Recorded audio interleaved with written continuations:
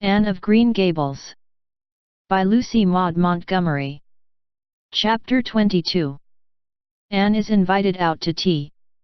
And what are your eyes popping out of your head about now? Asked Marilla, when Anne had just come in from a run to the post office. Have you discovered another kindred spirit? Excitement hung around Anne like a garment, shone in her eyes, kindled in every feature. She had come dancing up the lane, like a wind-blown sprite, through the mellow sunshine and lazy shadows of the August evening. No, Marilla, but oh, what do you think? I am invited to tea at the manse tomorrow afternoon. Mrs. Allen left the letter for me at the post office. Just look at it, Marilla. Miss Anne Shirley, Green Gables. That is the first time I was ever called Miss. Such a thrill as it gave me. I shall cherish it forever among my choicest treasures. Mrs. Allen told me she meant to have all the members of her Sunday school class to tea in turn, said Marilla, regarding the wonderful event very coolly. You needn't get in such a fever over it. Do learn to take things calmly, child.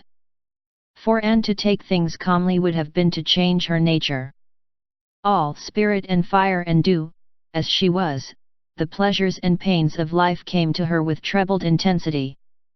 Marilla felt this and was vaguely troubled over it, realizing that the ups and downs of existence would probably bear hardly on this impulsive soul and not sufficiently understanding that the equally great capacity for delight might more than compensate. Therefore Marilla conceived it to be her duty to drill Anne into a tranquil uniformity of disposition as impossible and alien to her as to a dancing sunbeam in one of the brook shallows. She did not make much headway, as she sorrowfully admitted to herself.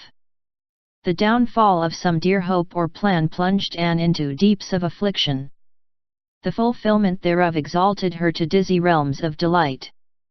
Marilla had almost begun to despair of ever fashioning this waif of the world into her model little girl of demure manners and prim deportment. Neither would she have believed that she really liked Anne much better as she was. Anne went to bed that night speechless with misery because Matthew had said the wind was round northeast and he feared it would be a rainy day tomorrow. The rustle of the poplar leaves about the house worried her, it sounded so like pattering raindrops, and the full, faraway roar of the Gulf, to which she listened delightedly at other times, loving its strange, sonorous, haunting rhythm, now seemed like a prophecy of storm and disaster to a small maiden who particularly wanted a fine day. Anne thought that the morning would never come. But all things have an end, even nights before the day on which you are invited to take tea at the manse. The morning, in spite of Matthew's predictions, was fine and Anne's spirits soared to their highest. Oh, Marilla, there is something in me today that makes me just love everybody I see, she exclaimed as she washed the breakfast dishes. You don't know how good I feel. Wouldn't it be nice if it could last? I believe I could be a model child if I were just invited out to tea every day. But oh, Marilla, it's a solemn occasion too. I feel so anxious. What if I shouldn't behave properly? You know I never had tea at a manse before, and I'm not sure that I know all the rules of etiquette, although I've been studying the rules given in the etiquette department of the Family Herald ever since I came here. I'm so afraid I'll do something silly or forget to do something I should do. Would it be good manners to take a second helping of anything if you wanted to very much? The trouble with you, Anne, is that you're thinking too much about yourself. You should just think of Mrs. Allen and what would be nicest and most agreeable to her, said Marilla, hitting for once in her life on a very sound and pithy piece of advice. Anne instantly realized this.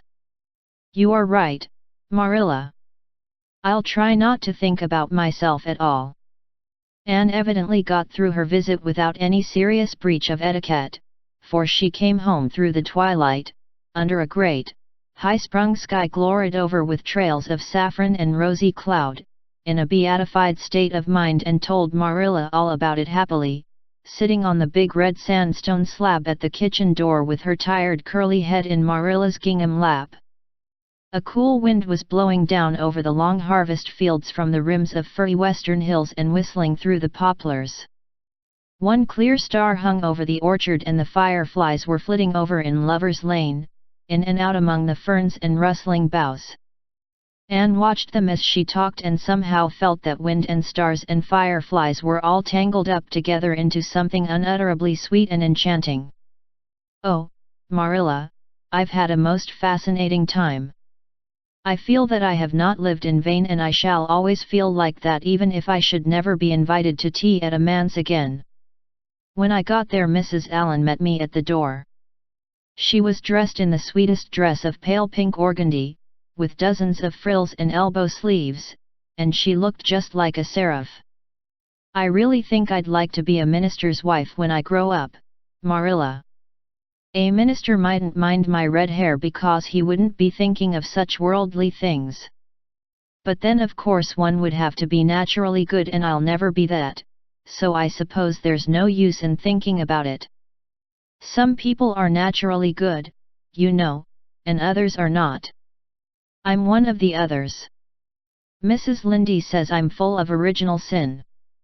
No matter how hard I try to be good, I can never make such a success of it as those who are naturally good. It's a good deal like geometry, I expect. But don't you think the trying so hard ought to count for something? Mrs. Allen is one of the naturally good people. I love her passionately. You know, there are some people, like Matthew and Mrs. Allen, that you can love right off without any trouble. And there are others, like Mrs. Lynde, that you have to try very hard to love. You know you ought to love them because they know so much and are such active workers in the church, but you have to keep reminding yourself of it all the time or else you forget. There was another little girl at the manse to tea, from the White Sands Sunday School. Her name was Laurette Bradley, and she was a very nice little girl. Not exactly a kindred spirit, you know, but still very nice. We had an elegant tea, and I think I kept all the rules of etiquette pretty well. After tea Mrs. Allen played and sang and she got Loretta and me to sing too. Mrs. Allen says I have a good voice and she says I must sing in the Sunday school choir after this. You can't think how I was thrilled at the mere thought.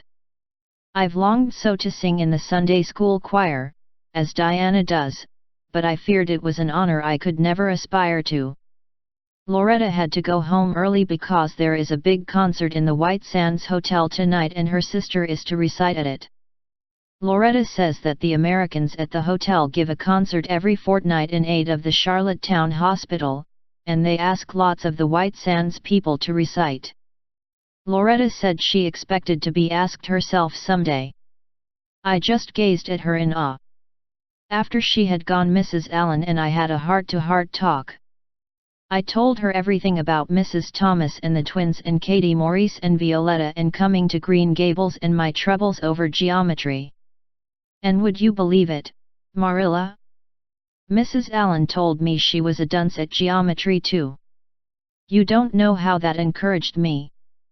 Mrs. Lynde came to the manse just before I left, and what do you think, Marilla? The trustees have hired a new teacher and it's a lady. Her name is Miss Muriel Stacy. Isn't that a romantic name? Mrs. Lynde says they've never had a female teacher in Avonlea before and she thinks it is a dangerous innovation. But I think it will be splendid to have a lady teacher, and I really don't see how I'm going to live through the 2 weeks before school begins. I'm so impatient to see her.